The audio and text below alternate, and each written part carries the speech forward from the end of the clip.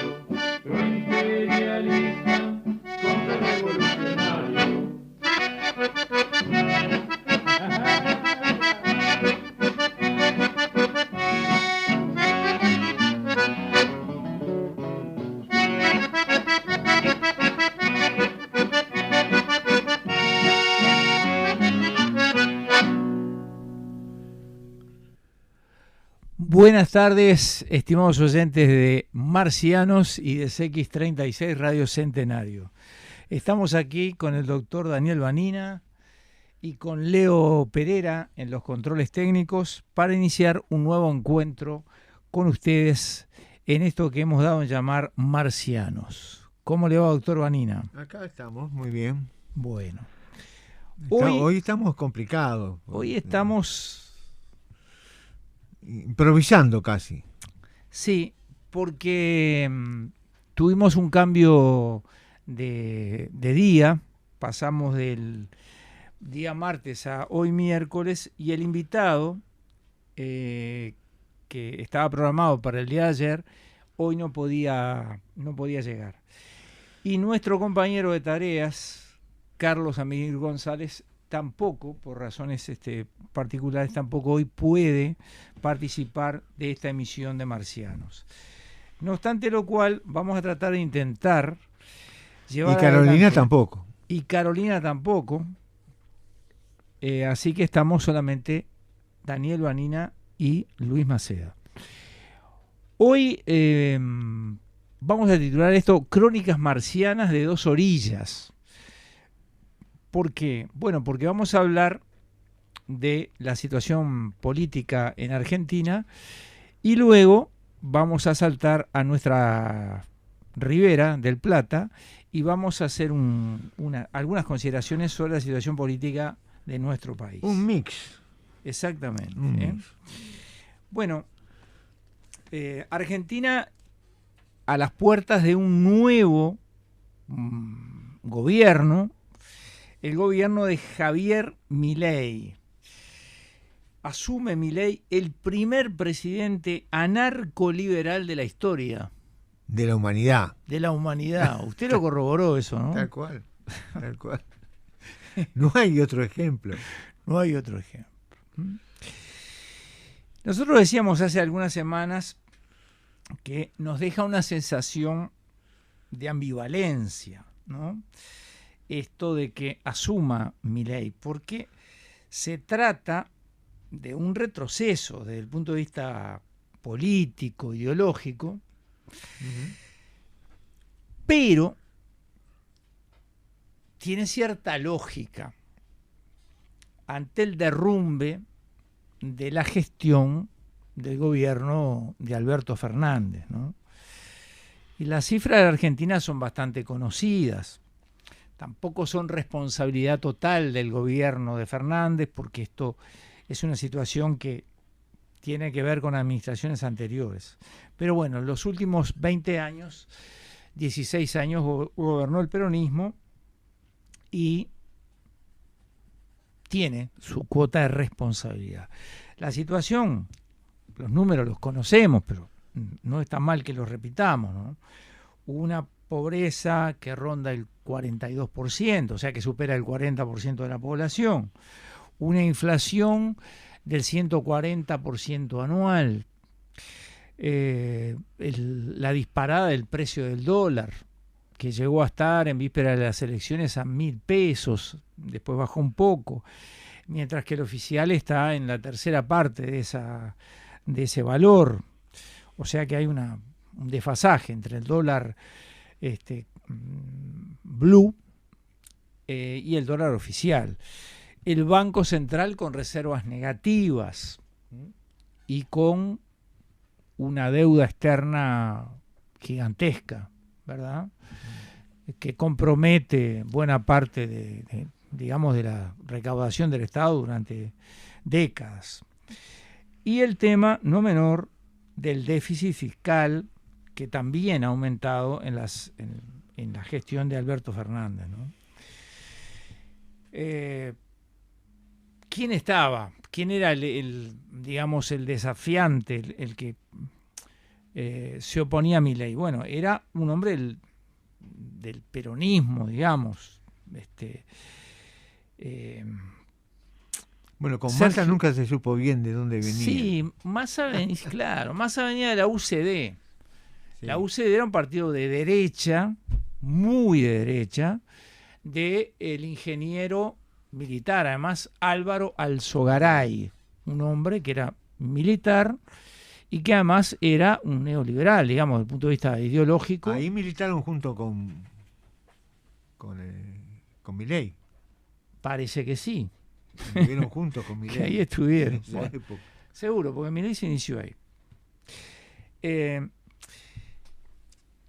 Y Massa con una retórica peronista, digamos, ¿no? Hablando del desarrollo nacional, de la defensa de la industria, de los sectores populares, del tema de salvaguardar los subsidios que tienen que ver con el transporte y con algunos sectores de la energía, los planes sociales, que son, aquello que trata de remediar la situación de la gente que no tiene ingresos, pero yo creo que finalmente el rey estaba desnudo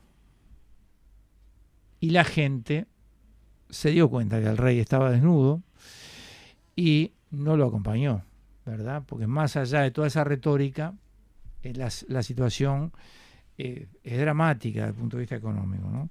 Entonces, hubo, por eso yo decía, cierta lógica, hubo una, si se quiere, una cuota de racionalidad en este no seguir al discurso de Massa, ¿no?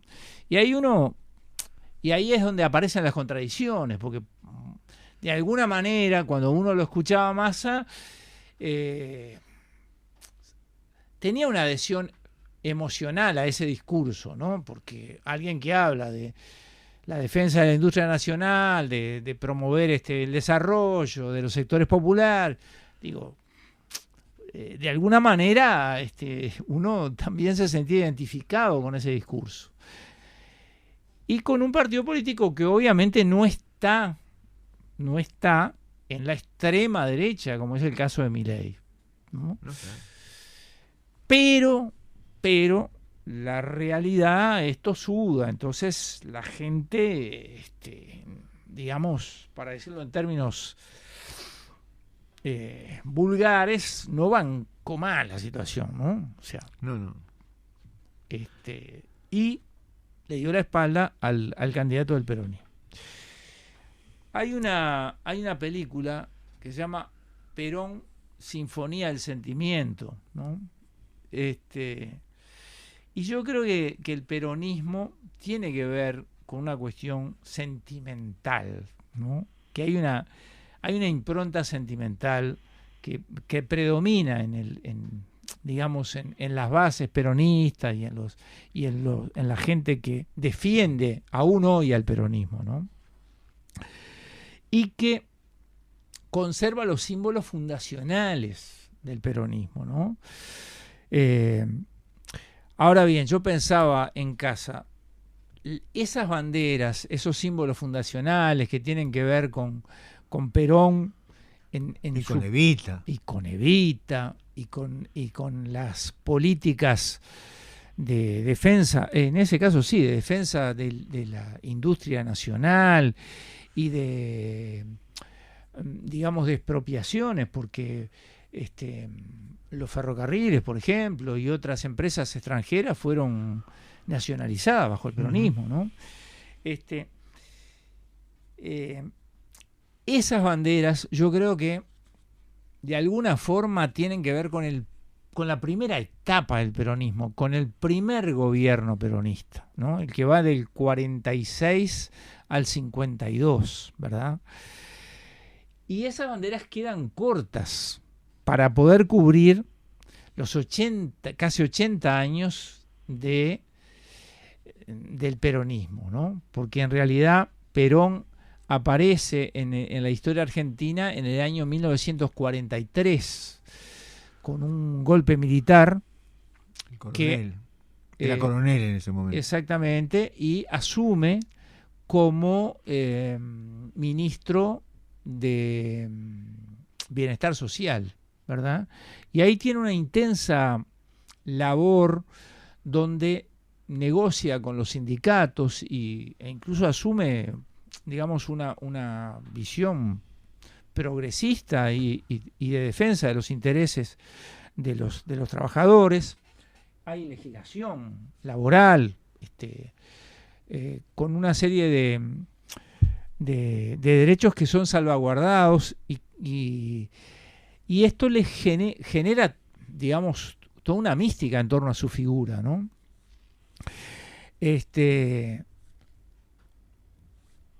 Y ya estamos llegando al año 46, ¿verdad? Cuando Perón era, además de ministro de Bienestar Social, vicepresidente. A esa altura yo no me acuerdo si era Castillo el presidente, porque hubo una sucesión de militares. Y allí aparece una figura providencial dentro del peronismo que también asume una mística tal vez mayor aún que la mística de Perón, que es la figura de Eva Duarte, su compañera y luego su esposa, que de alguna manera fue el alma mater, ¿no? El vínculo con los descamisados, el vínculo con el proletariado en aquel momento. Exactamente.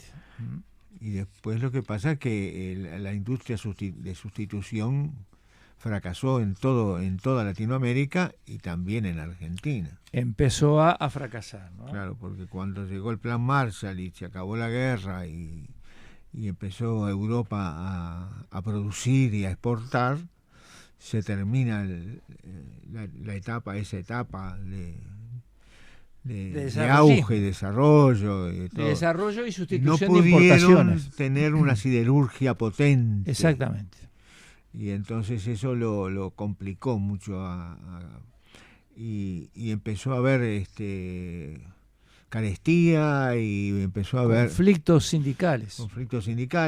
Empezó a haber no tenían trigo, el pan era negro, era con afrechillo, cosas por el estilo, que generaron toda una cosa, hasta que vino la Revolución Libertadora. Claro, estamos hablando del segundo gobierno de Perón, que empieza en 1952 y termina, si no me traiciona la memoria, el 16 de septiembre de 1955, con el golpe de Estado,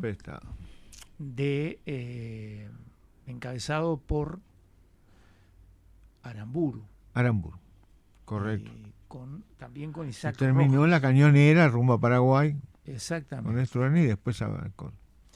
Sí, el segundo gobierno peronista ya empieza a desdibujar ese primer peronismo, porque como tú decís, se empieza a resquebrajar ese modelo desarrollista, empiezan a surgir incluso contradicciones, porque en ese segundo gobierno peronista hay contratos con una empresa norteamericana, yo creo que es la Texaco, para que se encargue de extraer petróleo en la Argentina.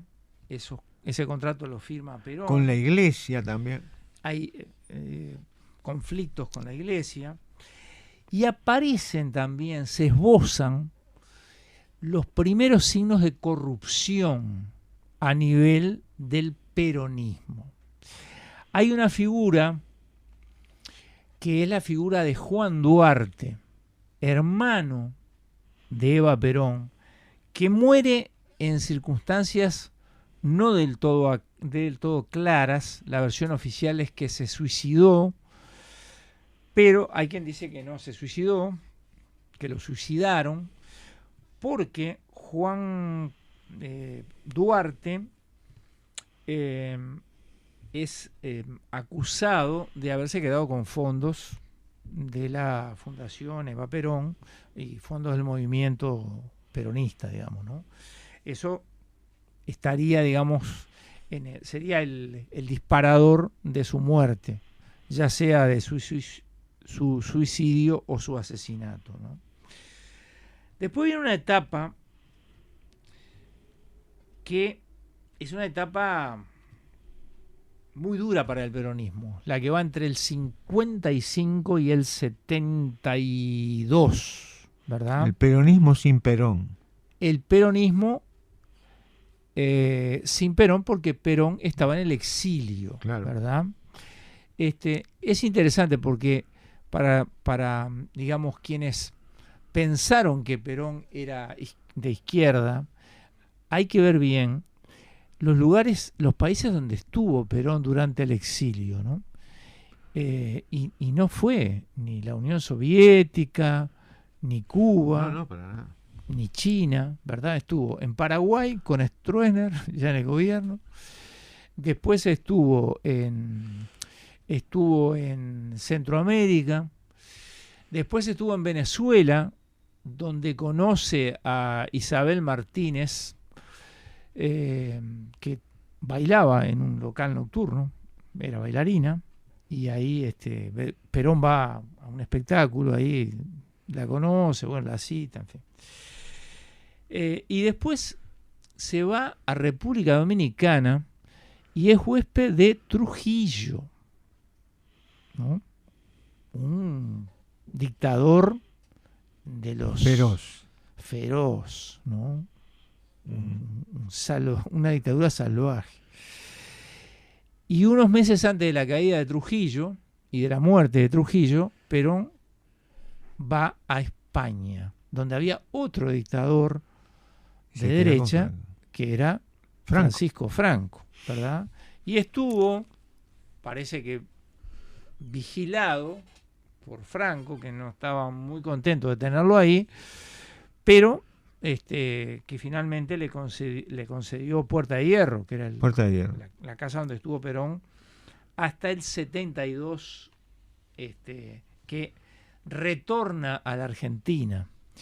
Hay una anécdota donde participa Germán Araujo, porque el presidente de facto, Agustín Lanusse, en el año 72, invita a una serie de periodistas a un asado en la casa de gobierno, ¿no?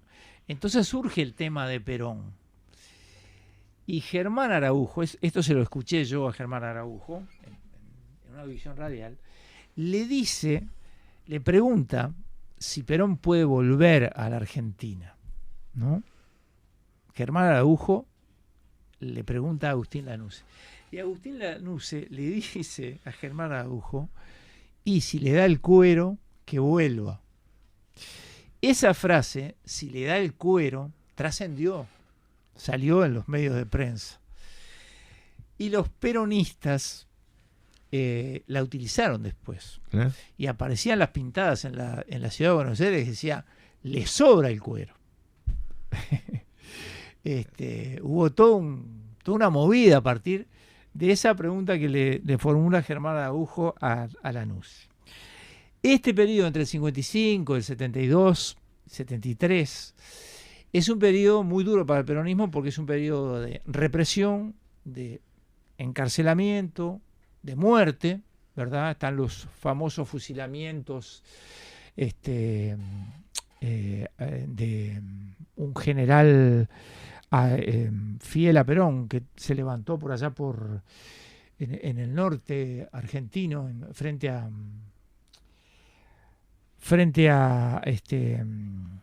Uruguayana, no me acuerdo ahora exactamente el nombre de la localidad argentina, el general Lavalle, que es uno de los mártires del peronismo, porque muere Lavalle, y también otros militantes políticos y sindicales, ¿no? Fueron perseguidos y algunos pagaron con la vida la adhesión al peronismo. O sea que allí crece a nivel popular la figura de Perón, la figura y el peronismo, digamos, ¿no? Por todo ese asunto de esa feroz represión que tuvo durante años.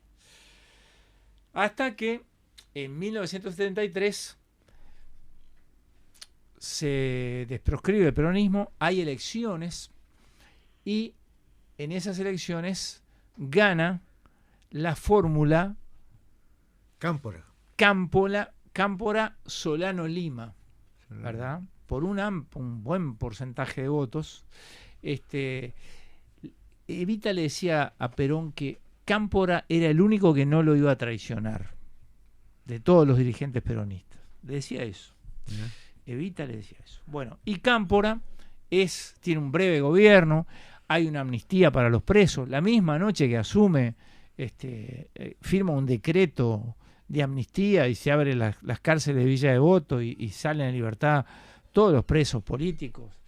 Y bueno, y los guerrilleros también, los integrantes de los movimientos armados que estaban encarcelados. Y ahí, digamos, se respira un clima de verdadera libertad, de efervescencia, de alegría. Pero ese gobierno de Cámpora es breve.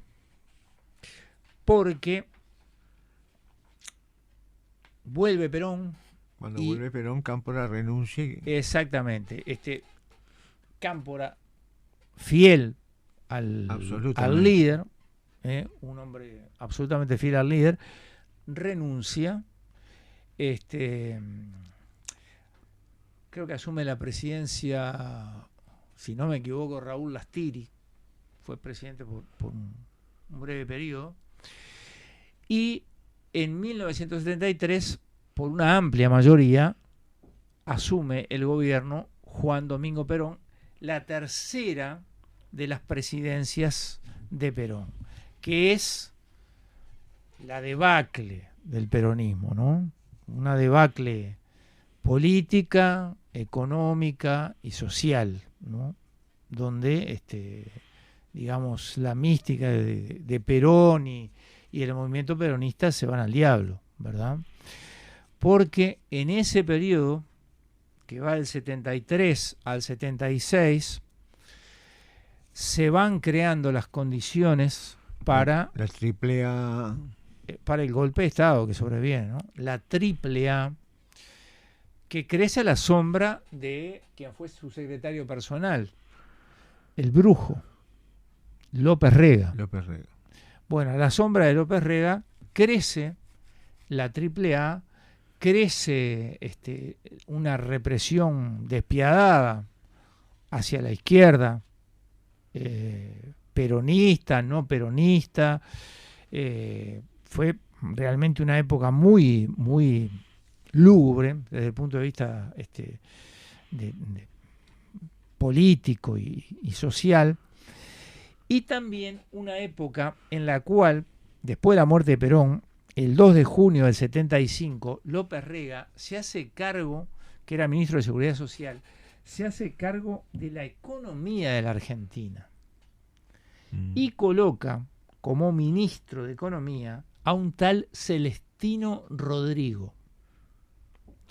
Celestino, ahí va, que es el que gesta el Rodrigazo. Hoy se habla de Rodrigazo. Sí, ¿no? Sí.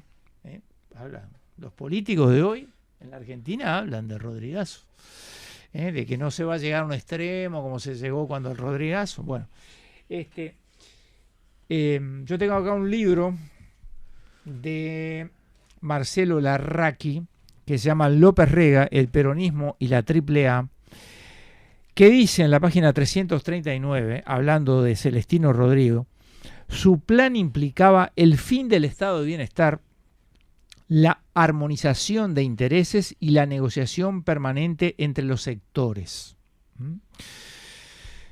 El fin de todo eso.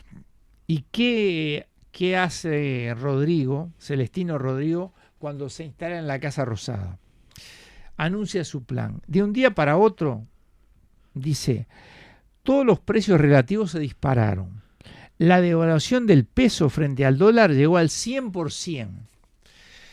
La nafta subió el 175%. Los aumentos de las tarifas de los servicios públicos tocaron el 200%. Las góndolas de los supermercados se vaciaron debido al acaparamiento de productos. Todos los contratos comerciales se rompieron a sangre y fuego. Muchas empresas fueron a bancarrota. Y el plan, conducía irremediablemente a la fractura social y política de la Argentina. Había firmado convenios de recuperación salarial que el gobierno debía homologar con un aumento del 38% por los retrasos salariales, y todo eso fue frenado por Celestino Rodrigo y por López Rega, que incluso llega a enfrentarse duramente con el movimiento sindical. Lorenzo Miguel y Casildo Herrera y otros personajes que empiezan a presionar y ¿no vendrá otro Rodrigazo? quién sabe, ¿no? Bueno, y empiezan a presionar, y el 11 de julio, un mes después, López Rega renuncia al Ministerio de Bienestar Social y empieza su repliegue de la política argentina. Bueno, todo esto venía porque hoy se habla mucho del Rodrigazo, del ajuste. Y uno empieza a pensar qué va a pasar con este anarcoliberal en el gobierno. Yo quisiera introducir alguna cosa. Sí, vamos a dejarlo planteado por lo menos. Los 12 o 13 años de gobierno de los Kirchner, primero de él y después de ella, arrancan con la crisis del 2001-2002. Sí, en el 2003 arrancó. 2003. Estaba el que se vayan todos. Y la presencia de Kirchner cambia la situación. Es cierto. Porque hay un autor argentino que habla de la otredad. Kirchner se pone de este lado y del otro lado que estaba la derecha, el campo, estaba lo que se tenía que ir. O sea, ya no era que se vayan todos, que se vayan ellos. Y yo me quedo acá con el pueblo, con la cosa. Así nació la grieta, que tenía al principio un componente de clase. Muy claro el componente de clase. Después se fue cambiando. Pero lo que es interesante es, como había una deuda gigantesca, ¿qué decidió el gobierno de Kirchner? No pagar. No pagar. Y el acoso fue terrible. ¿Por qué? ¿Qué tiene que hacer alguien si no quiere pagar? Tiene que tener un presupuesto que sea positivo desde el primer momento. O sea, no puedo pedir préstamos, porque los préstamos, si no pago, los préstamos son carísimos y prácticamente es imposible y no me lo dan. Entonces, tengo que tener detracciones a la soja, detracciones a la carne, detracciones del campo para hacerme de... Y eso funcionó en el medio de una tira y afloja con el campo muy, muy impresionante. Cuando la crisis de la soja, que viene en el 2004, 2005, 2006, ahí empieza. Me acuerdo que Cristina decía después, sí, todo el mundo dice que la soja se va a caer, pero ahora sigue valiendo lo mismo, no sé qué, no sé cuándo. Terminó de decir eso y a los 2 meses estaba la soja a la mitad de precio. Entonces, la dependencia, esa famosa palabra que nadie usa, hace que fue un problema para Brasil, fue un problema para Uruguay, fue un problema para Paraguay, porque el Mercosur es el principal productor y exportador de soja del mundo. Uh-huh. Pero para Argentina fue lapidario. Dramático. Porque necesitaba de eso para tener un saldo positivo en balanza de pagos. Y bueno, los fondos buitres, los fondos buitres que se dedican a encontrar deuda incobrable, se apoderan con 4 veintenes de esa deuda incobrable y después la hostigan de 1000 formas. Entonces le hicieron, el juez Griesa o algo así, Griesa, en Estados Unidos le hizo un juicio, no le permitía pagar a los que habían estado en el convenio, porque cuando él hace convenio con más del 90% de los acreedores hace convenio. Pero una de las cláusulas del convenio era que después no podía hacer un convenio mejor con otros, tenía que cumplir ese convenio. Uh-huh. Era lógico. Y no le deja pagar a los... Griesa no le deja pagar. Le toman el barco en África, la fragata Libertad. La fragata Libertad. O sea, bien. Entonces, con la caída del precio de la soja, todo el mundo capitalista tembló. Tembló China. Porque China nunca tuvo un déficit fiscal, ¿no? Pero China está en la envergadura de su economía y del volumen de habitantes, claro, que se decía que tenía que tener 9 millones de puestos de trabajo por año todos los años, nuevos, y que si llegaba a un PBI de menos de 5% positivo, era intolerable para China. Entraba en crisis y anduvo ahí, en 5, 6, 5,5, 6,5, porque en la década anterior venía con 10, 11, 12% de aumento anual, uh-huh, de promedio del PBI. ¿Vamos a una pausa? Vamos a una pausa.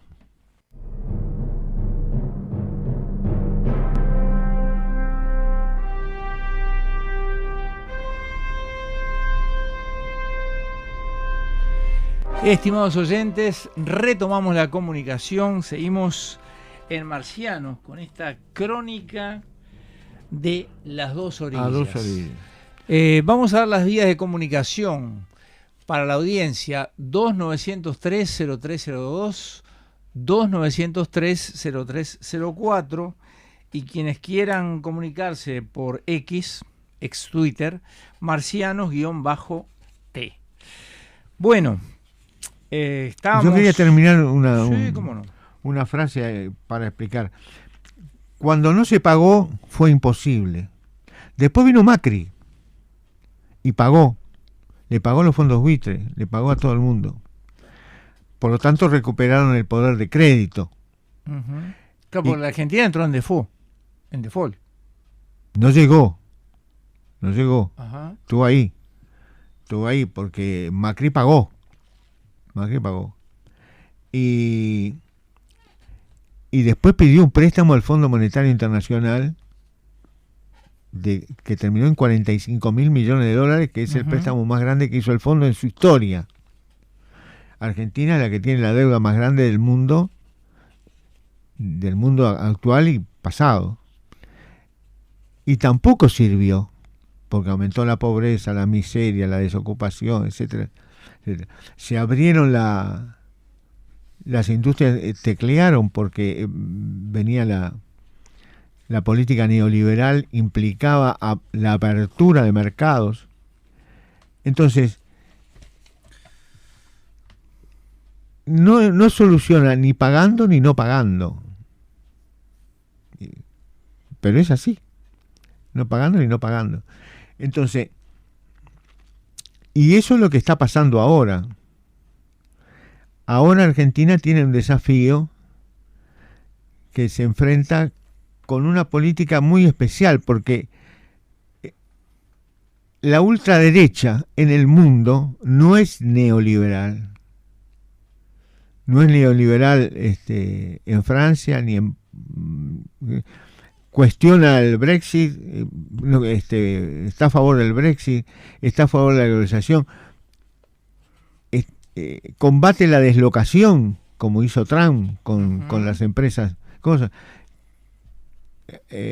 Cabildo abierto, es nacionalista, quiere proteger a la industria nacional. Pero Milei es de ultraderecha, socialmente es muy de ultraderecha, sobre todo su vicepresidenta, etcétera.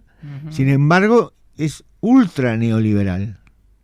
La concepción del Estado, de la corriente esa anarcocapitalista, es más radical que aquella vieja concepción del el Estado juez clásico y gendarme. Claro. No, ni juez ni gendarme, privatizar todo. Entonces, no va a poder hacer plenamente el desarrollo de eso, porque aparte, como no tiene ninguna referencia que se haya hecho antes, él está inaugurando todo un proceso.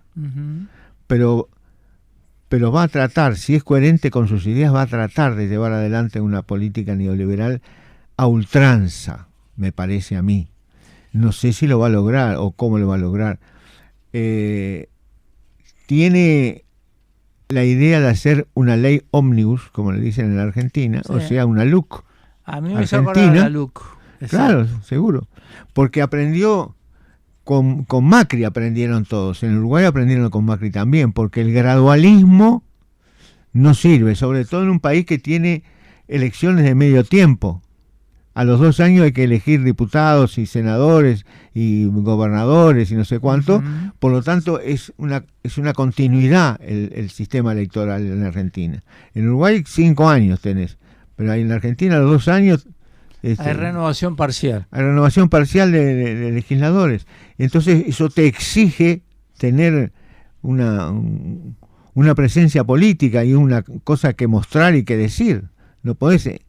Entonces...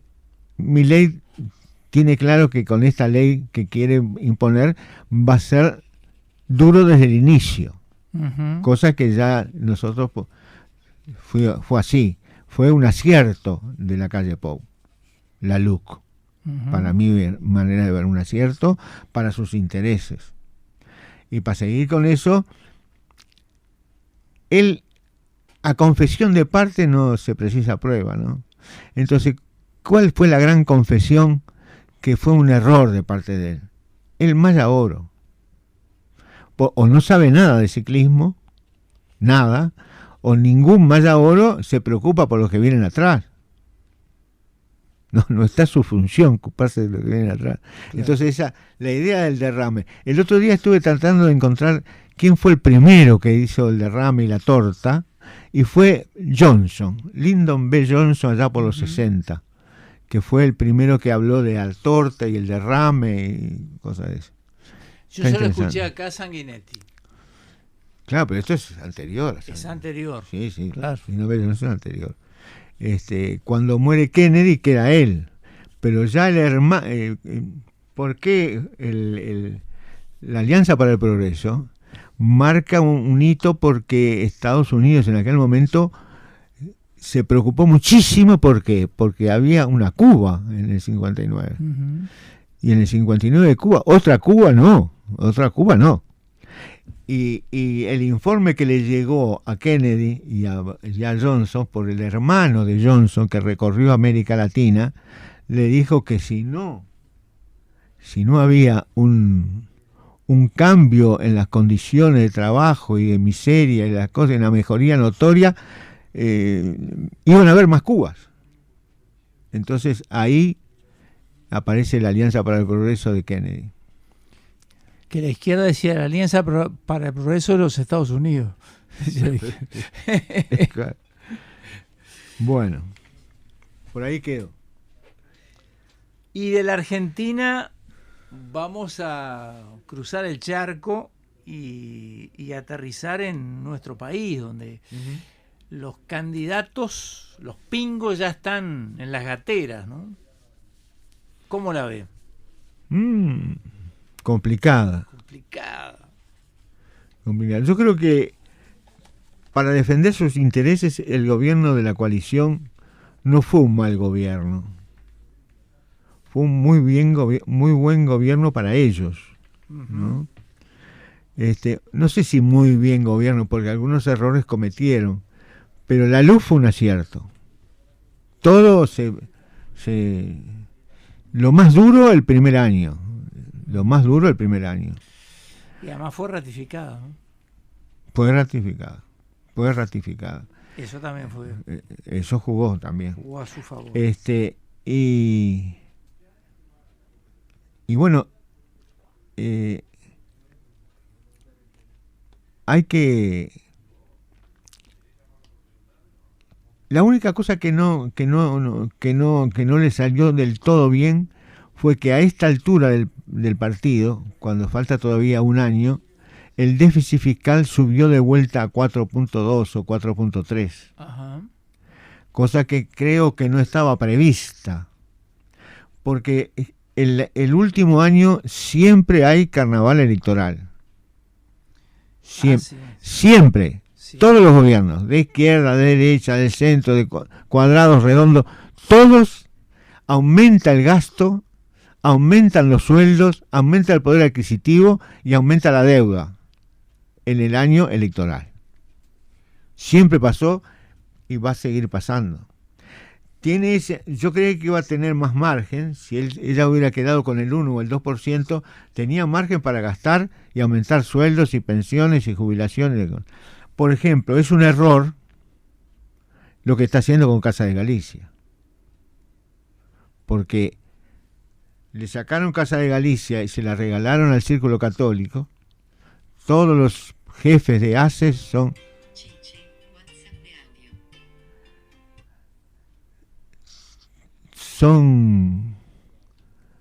miembros del Círculo Católico. Entonces no tiene sentido, me parece, sí, ponerse duro. Flechada la cosa, ¿no? Ponerse duro con esto que son $10.000, $100.000. Y con $100.000 es una cosa muy manejable. Y no se ponían toda a la gente en contra. Me parece que tiene manejo. Mañana hay un paro de la salud y una movilización en el Palacio Legislativo. Sí. Por los justamente para levantar el veto. Sí, pero ya salió que no. Uh-huh. Hoy de tarde hubo la votación y se reafirmó el veto. Uh-huh. No hubo quórum para sacar, porque eran 3/5 de cada cámara, no de la Asamblea General, de cada cámara. Entonces tenía que tener 3/5 en el diputado y 3/5 en senadores. No hubo, ni en diputados ni en senadores. Llegaron a la cifra requerida. Bueno, pero hay que tener una visión un poco más global de lo que nos está pasando. Sí. A mí lo que me llama la atención es que los candidatos ya están, ¿verdad? En los distintos agrupamientos políticos, ¿no? Pero me parece que va a ser una campaña que va a girar en torno a las figuras y no en torno a los programas y a los proyectos o propuestas de gobierno que se buscan llevar adelante, ¿no? Porque digamos, el partido de más tradición en cuanto a políticas y a propuestas, que es el Frente Amplio, yo veo que la discusión, no sé si la discusión, pero digamos, la cosa gira en torno a la figura, ¿no?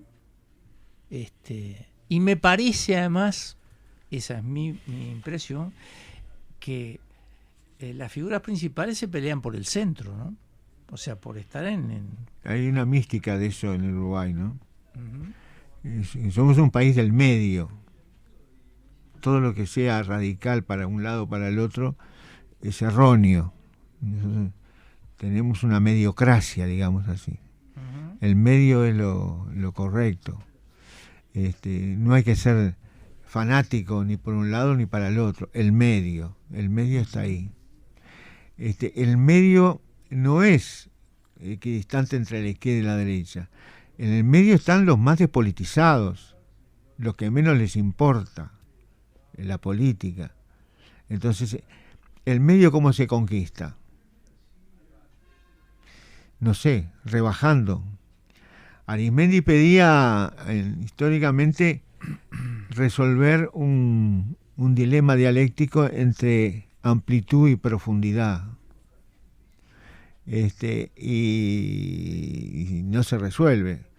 Muy fácil es hacer mucha amplitud y poca profundidad, o radicalizarse, pero encontrar un término medio y políticamente sustantivo, capaz de generar políticas de izquierda y capaz de generar políticas cuestionadoras de la sociedad en que vivimos, no es fácil, es muy difícil.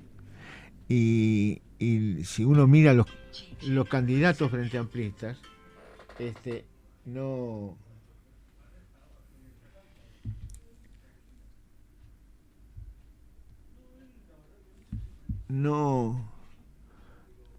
abren un espectro amplio entre distintas posturas. Uh-huh. Esto, bueno, la famosa autocrítica del Frente Amplio se quedó muy pegada a lo formal. ¿Qué pasaba en los comités de base? ¿Cómo informamos? Parece que gobernamos bien pero informamos mal, que no convence mucho a nadie. Pero no hubo una autocrítica de la política económica, que es la única cosa que sirve como autocrítica. ¿Realmente hay una autocrítica porque le erramos en el papel de la economía o no le erramos? No. Si no le erramos, tenemos que hacer lo mismo que estuvimos haciendo hasta ahora. Uh-huh. Y si le erramos, hay que cambiar. ¿Para qué? La derecha nos corre diciendo que los grupos más radicales están predominando en el FA, cuando sabe y es notorio que desde el 90 para acá lo que predomina es la socialdemocracia. Uh-huh.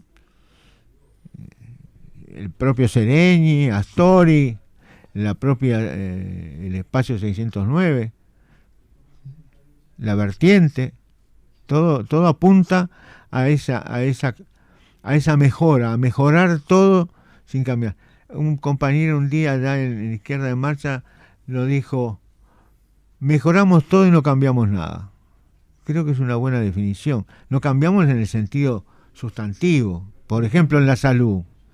La salud sigue siendo una mercancía en el Uruguay. Sigue siendo una mercancía. Corregimos cosas, las financiamos mejor, un montón de cosas bien hechas, sobre todo en el financiamiento del FONASA, etcétera. Pero no cambiamos. Si vivís en Montevideo y al lado del Palacio del Parque de los Aliados, tenés mucha más chance de salvarte que si vivís en Tupamaé. Ujú. Redondamente, así. Hasta por un problema geográfico, ¿no? Ahora dicen que no hay anestesista para el interior. Lo que pasa es que un anestesista debe estar ganando 500, 600 mil pesos acá o 700 mil pesos acá, y ¿cómo se va para el interior? ¿Cuánto hay que pagarle para que abandone Montevideo y se meta en Paysandú, en Salto, en Tacuarembó, en Ace? No va. ¿Por qué? Porque no va a perder. Le ofrecieron, conozco un traumatólogo, mi hijo es cardiólogo también, y el amigo de él, traumatólogo, le ofrecieron $500,000 por mes en un cabeza departamental, en una ciudad del interior. Y no fue, porque saca lo mismo acá y se queda en Montevideo. Y no se va al interior. Por lo mismo, tenés que darle más. En Chile, a los que van al sur, cada más al sur, más te pagan. Ujú. Porque pero no es un problema es un problema del ser humano. El hombre nuevo y el cooperativista culto no está todavía formado. Entonces no. ¿Qué pasaba en Siberia? ¿Qué está pasando en Siberia? ¿Qué pasaba en Siberia? Es el Far Est, el lejano este. Y ahí los sueldos eran el doble. Al final ya no servía tampoco, pero al principio sí servía. La frase de Stalin que se conoce: ¿Qué pasa? ¿No tenemos ingeniero? No tenemos ingeniero. Triplíquele el sueldo. Y a los 10 años había ingeniero para tirar para arriba. Es así. Tal cual. Bueno. El Partido Colorado, hablando de las candidaturas, está en una situación bastante cómica, porque es el partido que tiene menos chance de ganar, pero que tiene más candidatos. Sí. Tiene más candidatos que ninguno. Tiene 6. Y también es que tiene menos posibilidades que todos los demás, ¿no? De llegar a ser presidente, un Colorado, ¿no? Está el tema Bordaberry ahí. Ahí está. Es interesante que el nombre que más suena está fuera de esta carrera, ¿no? Que es Bordaberry. Que le complicaría la vida a Cabildo Abierto. Pero por supuesto. Yo creo que uno de los errores tácticos del Partido Colorado fue borrar a Bordaberry, porque perdieron la derecha. Uh-huh. ¿Sí? En la última elección. Lo atajaron, no lo dejaron presentarse como candidato al Senado, y entonces pierden la derecha. ¿Y la derecha con quién se va? Se va con los que son bien representativos, que es Cabildo Abierto. Porque por primera vez había acá un partido de derecha, como tal. No un partido que también es de derecha, pero también es de centro izquierda, como el Partido Nacional o el Partido Colorado. No, de derecha. Exactamente. El Partido Nacional tiene 3 candidaturas, ¿no? Álvaro Delgado, que es el delfín del presidente, Laura Raffo, que cuenta con el apoyo del herrerismo, y el senador Gandini, que es wilsonista, que vendría a ser el pálido reflejo de Wilson. Sí, algo así como, no sé, una pincelada. Respecto a los cabildantes, yo creo que la figura ahí sigue siendo Manini, y tiene un as de copas, que es que se desmarca del gobierno y que le sirve para dar un perfil propio, que es el tema del plebiscito contra la usura, que eso lo está impulsando Cabildo Abierto, y yo creo que les puede aportar desde el punto de vista político. Yo, si tengo la oportunidad, voy a firmarla contra la usura. ¿Usted va a firmar? Sí, claro. Bien. ¿No? ¿Por qué no? ¿No tiene miedo de levantar a Panini? No. Bueno, lo decía Sartú la semana pasada, ¿no? Que se alinean los 4 plebiscitos que hay, tienen elementos en común, porque tiene que ver con la banca también, va contra los intereses de la banca, ¿no? Sí, claro. Que está detrás de todas las empresas que están en el tema de los préstamos. Doctor Vanina, estamos llegando al final. Sí, hoy tenemos que cumplir los horarios. Exactamente, porque hay gente que empieza a las 20 horas. Así que nos despedimos de los oyentes, les agradecemos la escucha y nos veremos entonces, como siempre, los martes a las 19 horas. El martes que viene. En CX36. Hasta entonces. Así pasó Marxianos, que se reencuentra con ustedes el próximo martes a las 19 horas.